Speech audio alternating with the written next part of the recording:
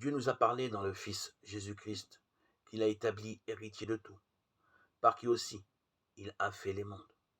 Lui, le resplendissement de sa gloire et l'empreinte de ce qu'il est. Il soutient tout par la parole de sa puissance. Hébreux 1, 2, 3. Ce verset mentionne quelques titres de Jésus-Christ. Le Fils, après avoir parlé par le moyen des prophètes tout au long de l'histoire, relatée dans l'Ancien Testament, Dieu s'est adressé directement aux hommes par le moyen de son Fils. Lui est la parole, la pleine et définitive révélation de Dieu. Héritier de tout, Dieu, dans ses plans éternels, avait prévu de placer tout ce qui est créé sous l'autorité de son Fils.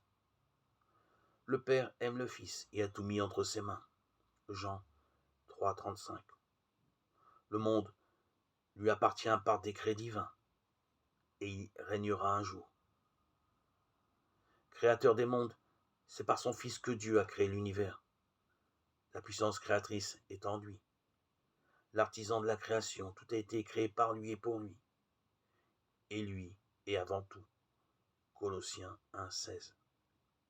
Resplendissement de la gloire de Dieu et empreinte de ce qu'il est.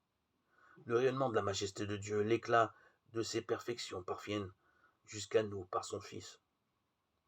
Comme l'empreinte d'un tampon en montre les moindres détails, Christ est la représentation exacte et complète de la nature même de Dieu. Celui qui m'a vu a vu le Père, a dit Jésus. Jean 14, 9. Celui qui soutient tout par la parole de sa puissance. Non seulement tout a été créé par lui, mais tout subsiste par lui. Colossiens 1, 16, 17. Par sa parole puissante, il soutient l'univers et le fait subsister selon ses plans éternels.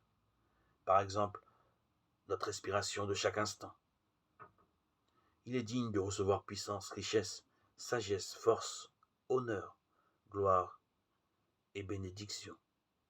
Apocalypse 5, 12.